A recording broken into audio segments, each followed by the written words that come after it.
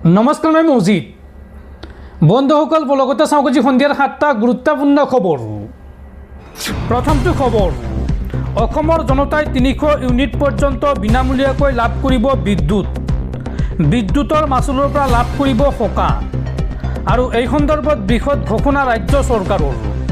কেনেকৈ কৰিব আবেদন সবিশেষ তথ্য জনাই আছোঁ। আপুনি ঘৰতে বহি মোবাইলৰ জৰিয়তে কৰিব পাৰিব আবেদন। বিদ্যুতৰ মাচুলৰ পৰা আপুনি লাভ কৰিব সকা। আপুনি লাভ কৰিব প্ৰতি মাহে 300 ইউনিট পৰ্যন্ত বিনামূলীয়া বিজুলী। ঘৰত বহিয়াই অনলাইন যোগে অতি সৰল প্ৰক্ৰিয়াৰে আপুনি কৰিব পাৰিব পঞ্জীয়ন। এতিয়াৰ পৰা আপোনাৰ ঘৰৰ বিদ্যুতৰ বিল একেবাৰে শূন্য হ'ব। ক্ষিপ্ৰতাৰে ৰূপায়ণ কৰা হৈছে প্ৰধানমন্ত্ৰী সূৰ্য ঘৰ বিনামূলীয়া বিজুলী যোজনা। ঘৰৰ চালত সোলাৰ পেনেল বহুৱালে প্ৰতি মাহে লাভ কৰিব 300 ইউনিট পৰ্যন্ত বিনামূলীয়া বিদ্যুৎ। সৌৰশক্তি প্ৰকল্প স্থাপনৰ বাবে চৰকাৰে দিব ৭৮,০০০ টকা পৰ্যন্ত ৰাজ সাহায্য। কেনেকৈ কৰিব আবেদন চাওঁ আহক। আবেদন কৰিবলৈ প্ৰথমে আপুনি pmsuryaghar.gov.in এই ৱেবছাইটলৈ যাওক আৰু তাৰ পিছত কনজিউমাৰ পেজলৈ গৈ এপ্লাই নাও অপশ্যনত ক্লিক কৰক আৰু তাৰ পিছতে দিয়ক নিজৰ মোবাইল নম্বৰ আৰু কেপচা কোড। ভেৰিফিকেশ্যনৰ পাছত আপুনি দিব লাগিব ৰাজ্য আৰু জিলাৰ নাম আৰু ইয়াৰ পিছতে আপুনি দিব লাগিব ইমেইল আইডি আৰু তাৰ পিছত মোবাইললৈ অহা OTP সন্নিৱিষ্ট কৰি ক্লিক কৰক সেভ অপশ্যনত। ইয়াৰ পিছতে ৰাজ সাহায্য লাভৰ বাবে আপুনি সন্নিৱিষ্ট কৰিব লাগিব বেংক একাউণ্ট।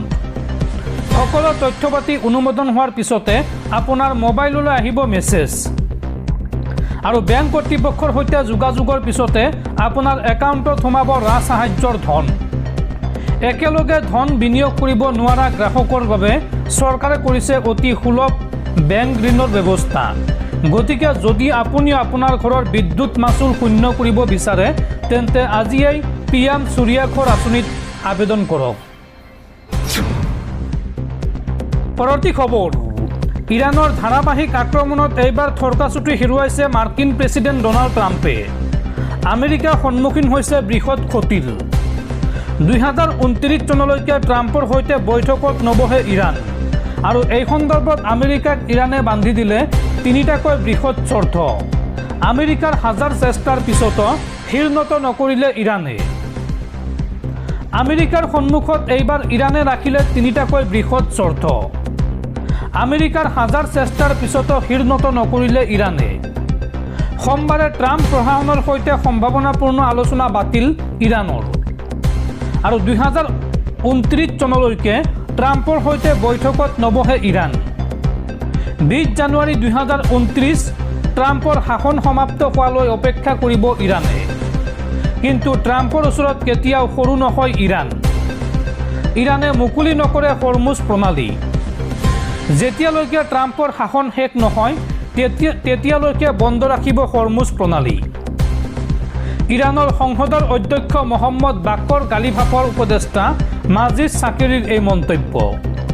আৰু ইৰাণে দিয়া প্ৰথমটো চৰ্ত হ'ল প্ৰায় $300 বিলিয়ন ক্ষতিপূৰণ দিব লাগিব আমেৰিকাই ইৰাণক আৰু তৃতীয়টো চৰ্ত হৈছে যুদ্ধবিৰতি উলংঘাৰ ক্ষতিপূৰণ দিব লাগিব আমেৰিকাই।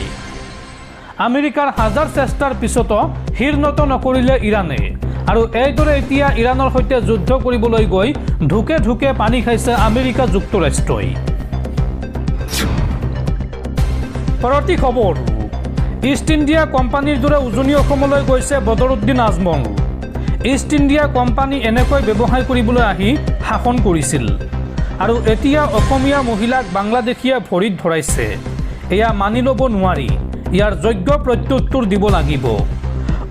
উজনি অসমৰ অসমীয়া মহিলাই বদৰুদ্দিন আজমলৰ ভৰিত ধৰি সেৱা কৰাক লৈ এই মন্তব্য মন্ত্ৰী জয়ন্ত মল্ল বৰুৱাৰ। দৰ্শকসকল আৰু বহুতো গুৰুত্বপূৰ্ণ খবৰ আছে। তাৰ আগতে আপোনাক জনাওঁ যে যদি আপুনি এতিয়ালৈকে এইটো ভিডিঅ'ত লাইক কৰা নাই তেন্তে এতিয়াই ভিডিঅ'টোত লাইক কৰি দিয়ক আৰু এনেকুৱা ধৰণৰ ভিডিঅ'সমূহ নিতৌ চাবলৈ চেনেলটো ছাবস্ক্ৰাইব কৰি কাষত থকা বেল আইকনটো প্ৰেছ কৰি ৰাখক। পৰৱৰ্তী খবৰ, উজনি অসমৰ লাখ লাখ শিক্ষাৰ্থীলৈ জৰুৰী খবৰ। অহা 15 আগষ্টৰ পৰা খুলিব উজনি অসমৰ বানপীড়িত 4 জিলাৰ সকলো বিদ্যালয়। এতিয়াও বহু বিদ্যালয়ত বন্যাত্মই আশ্ৰয় লৈ আছে। গতিকে অহা 15 আগষ্টৰ পৰা খুলি দিয়া হ'ব উজনি অসমৰ এই 4খন জিলাৰ সকলো বিদ্যালয়। এই ঘোষণা ৰাজ্যৰ শিক্ষামন্ত্ৰী ডাক্তৰ ৰণোজ পেগুৰ। পৰৱৰ্তী খবৰ, আজি বেলুচিস্তানৰ স্বাধীনতা দিৱস উদযাপন। দেশখনৰ 6 কোটি জনতাই উদযাপন কৰিছে স্বাধীনতা দিৱস। বিশ্বৰ ভিন্ন প্ৰান্তত বেলুচ জনতাৰ স্বাধীনতা দিৱস উদযাপন। ওমান ছৌদি আৰবত বেলুচিস্তানৰ স্বাধীনতা দিৱস উদযাপন আৰু বেলুচিস্তানক স্বতন্ত্ৰ দেশ হিচাপে স্বীকৃতি দিবলৈ ৰাষ্ট্ৰসংঘক আহ্বান। পৰৱৰ্তী খবৰ, দেশৰ সকলো চৰকাৰী বিদ্যালয়ৰ ৰাজহুৱা অডিট আৰম্ভ কৰিব কক্ৰজ জনতা পাৰ্টি চমুকৈ CJPয়ে। প্ৰধানমন্ত্ৰীৰ বাবে নতুন চৰকাৰী আৱাস নিৰ্মাণ, নতুন সংসদ ভৱন নিৰ্মাণ কৰা BJPয়ে কি কৰিলে দেশৰ চৰকাৰী বিদ্যালয়ৰ গৃহবোৰৰ। লোকসভা নিৰ্বাচনৰ আগে আগে সাহসৰ সন্মুখত দেশৰ শৈক্ষিক খণ্ডক লৈ CJPৰ নতুন প্ৰত্যাহ্বান। পৰৱৰ্তী খবৰ, দেশৰ প্ৰাক্তন প্ৰধানমন্ত্ৰী ইন্দিৰা গান্ধীৰ হত্যাকাৰীৰ পুত্ৰই প্ৰতিদ্বন্দ্বিতা কৰিব নিৰ্বাচনত। পাঞ্জাৱৰ ফৰিদকোট লোকসভা আসনৰ পৰা নিৰ্বাচনত অৱতীৰ্ণ হ'বলৈ গৈ আছে 45 বছৰীয়া সৰবজিৎ সিং।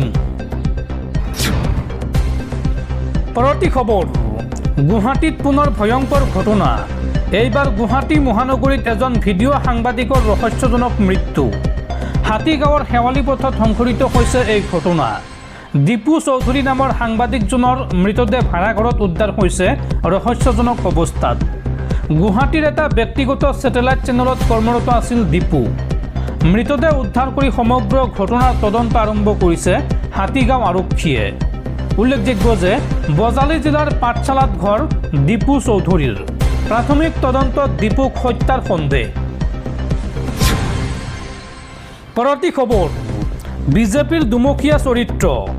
বিধানসভা ঘেৰাও অভিযানত অংশগ্ৰহণ কৰা ছাত্ৰ সমাজৰ ওপৰত পুলিচৰ লাঠিচালনাৰ প্ৰতিবাদত আজি ঝাৰখণ্ড বন্ধ ঘোষণা ৰাজ্যিক বিজেপিৰ। আৰু একে বিজেপিয়ে 20 জুলাইত যন্তৰ মন্তৰত ছাত্ৰ সমাজৰ ওপৰত পেলেট গান চলাই চকু কাঢ়ি নিয়াৰ বিৰোধ কৰা নাই বিজেপিয়ে। পৰৱৰ্তী খবৰ, অখিল গগৈক প্ৰচণ্ড ধমক মহিলাৰ।